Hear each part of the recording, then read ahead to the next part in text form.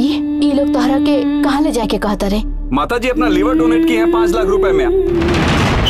तेरे को मोटरसाइकिल मिल जाता। तू गोदेव जी टीवी मिल जाए तनी न्यूज व्यूज देखे खातिर। अरे दो गोदेव जी कल दहेज के एक एक सामान ना दे दी तब ले तहनी दोनों एक चौखट पे कदम मत धरी है। हमनी के आजीवन ससुराल त्यागे खातिर प्राण लेता नहीं सन। तोहनी के वो लोग वहाँ से भगा दिले बड़न सन और तोहनी के हमरा से इतना बड़ बात छुपा के रख ले सन। कहाँ बाड़ा सन रे? ससुरारी में। ए बेटा ससुरारी से इज्जत से चला आवा। ले जाके दोनों ससुरा सन के कमरे में बंद कर। उन्हों लोगन के बुझाइए जाई कि कौना समदिन से पाला पड़ल बा। दोनों ससुराल में बाड़े।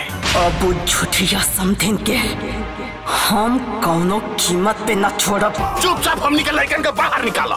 रउआ सबके भरोसा नहीं की तो आए ना घरों में चल के देख ले। वो दोनों लोग ऐजा नहीं खेल। हमनी का फेर से चेक करब जा।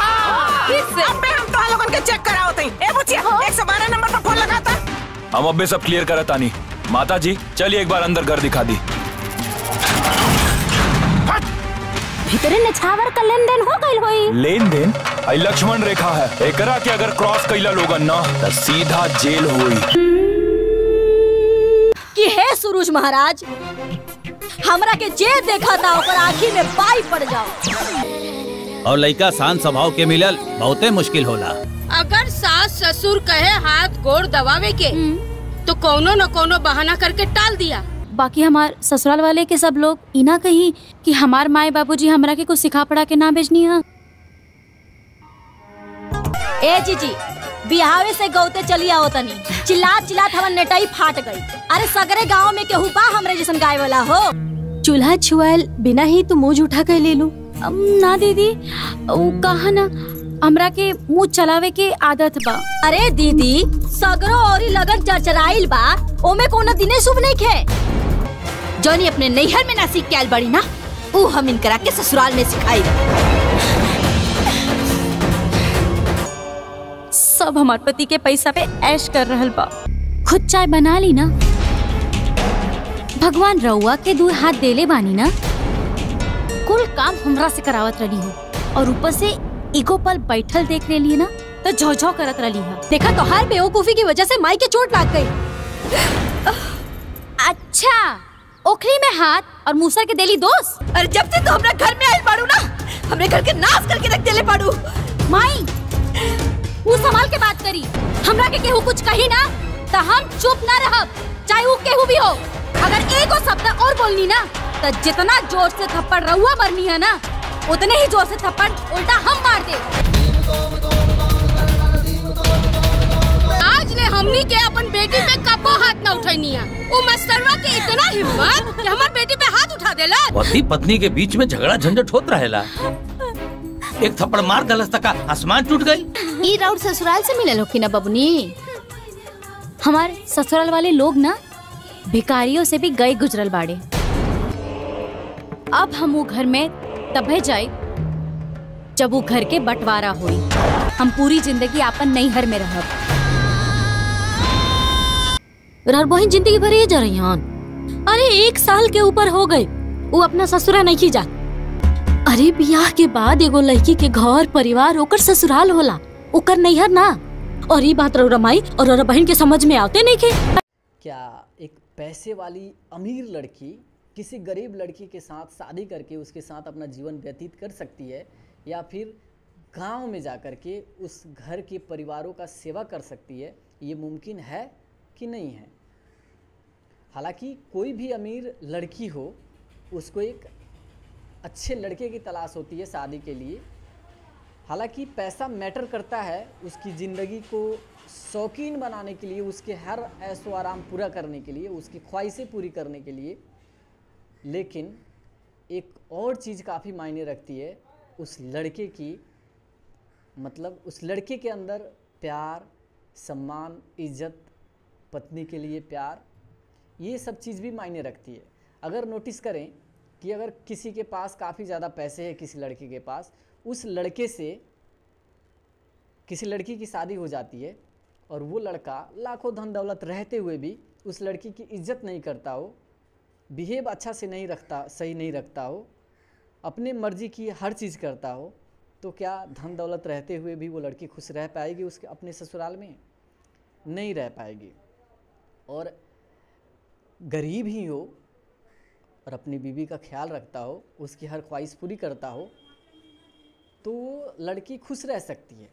इसी पे बेस्ड एक फ़िल्म बनाई गई है और ख़ासकर इस फिल्म में दो भाइयों के बीच के प्यार को दिखाया गया है कि एक दूसरे के प्रति कितना प्यार होता है दो भाइयों में, कि अपने एक मेंटल भाई के मन की मतलब इच्छा को पूरा करने के लिए वो जिस लड़की को चूज करता है कि ये मेरी भाभी बनेगी, उसी लड़की से शादी करने के लिए शहर तक जाता है और एक रईस लड़की से अपने शादी करने का प्रपोजल भी रखता है। उसकी बेइज्जती भी होती है इस मैटर को लेकर के, लेकिन फिर भी किसी भी तरह से मना करके उसे अपनी बहू, भले ही 3 दिन के लिए अपनी पत्नी बना करके लाता है। फिर उस लड़की के अंदर उसके प्रति प्यार आ जाती है, प्यार जग जाता है।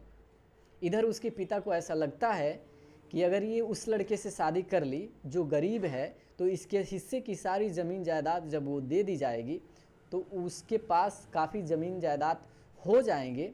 तो क्यों ना मैं ऐसा करूं कि या तो इसकी शादी तुड़वा दूं या अपनी बेटी के साथ ही कोई छल कर दूं, ताकि अपना धन दौलत, उसके हिस्से की धन दौलत उसको देना ना पड़े।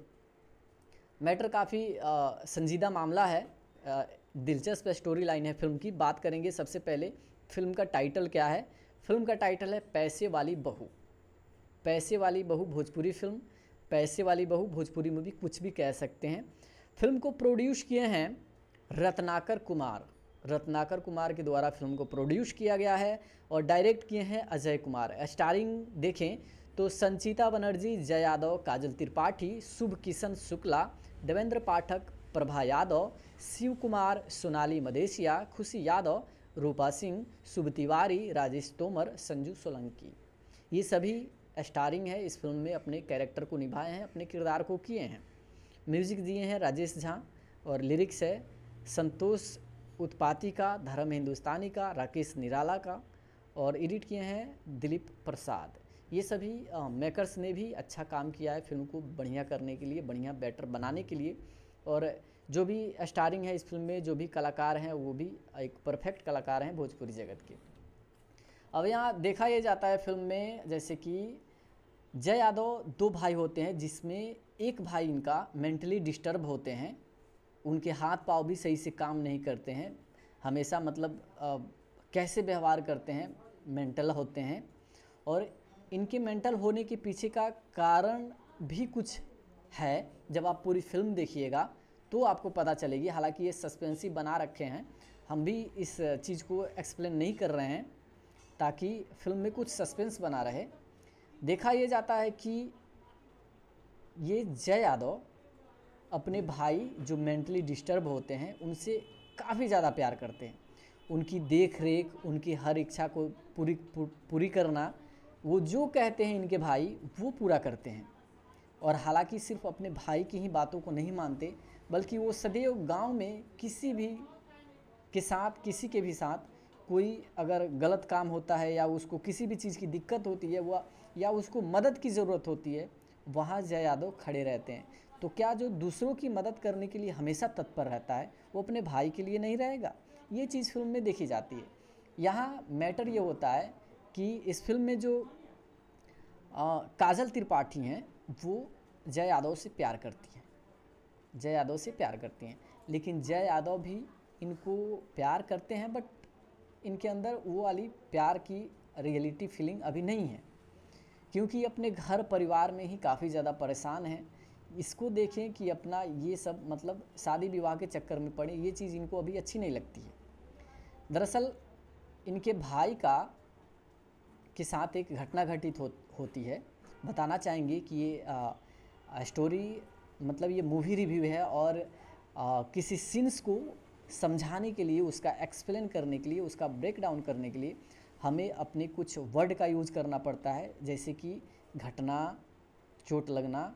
ये सारे वर्ड जो है उस सीन्स को समझाने के लिए, एक्सप्लेन करने के लिए यूज़ करते हैं ताकि आप लोगों को समझ में आ जाए।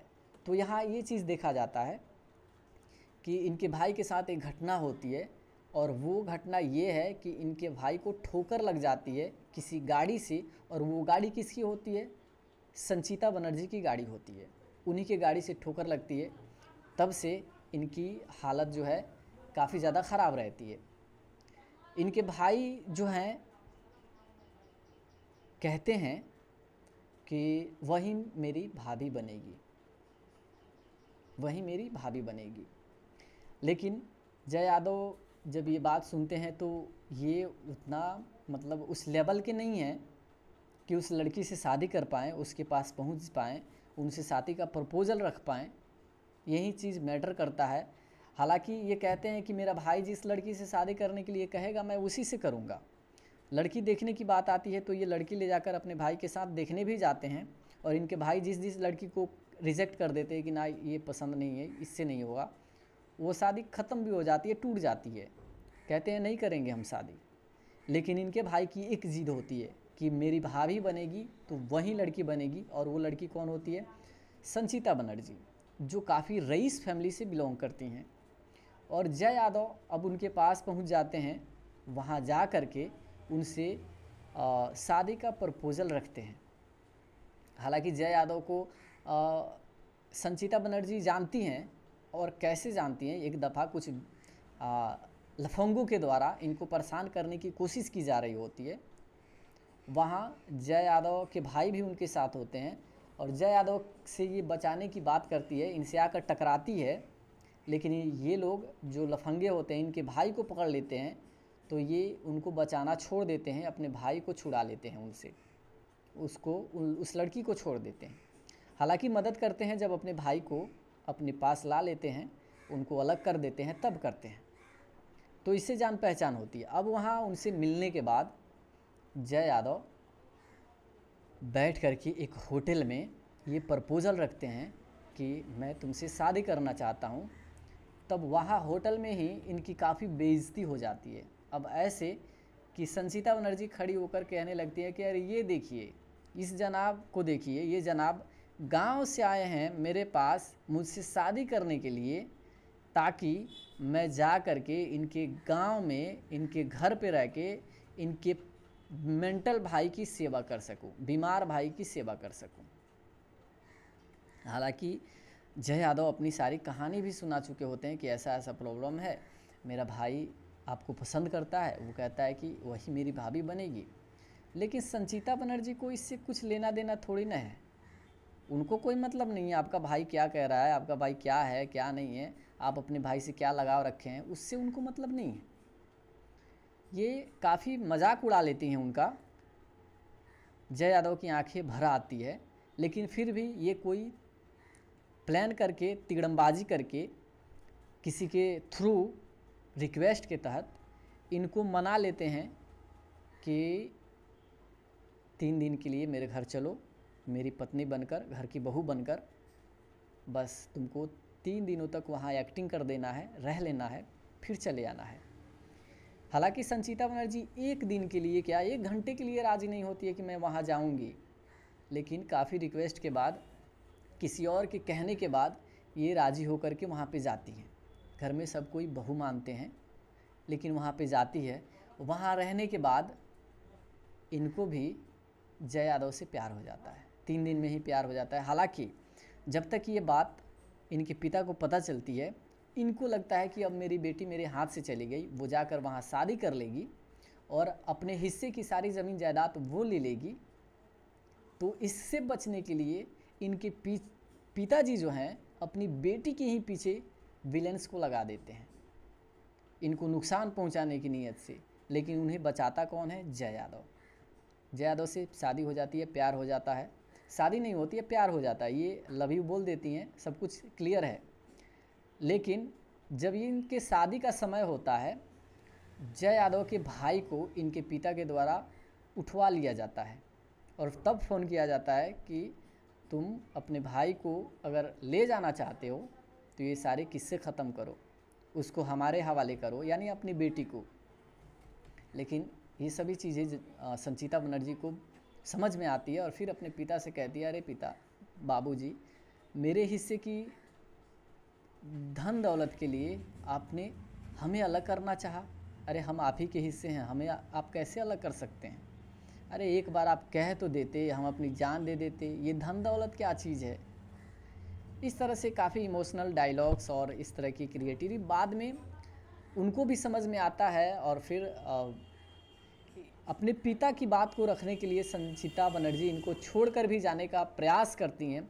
क्या वो छोड़ के जा पाती हैं कि नहीं जा पाती हैं? जब पूरी फिल्म आप देखिएगा आप लोगों को क्लियर समझ में आ जाएगा कि किस तरह की स्टोरी लाइन है।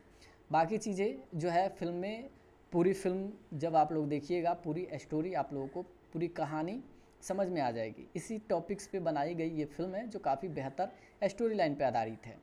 चलिए यही थी इस फिल्म की को लेके बातचीत। फिर मिलते हैं नेक्स्ट वीडियो में।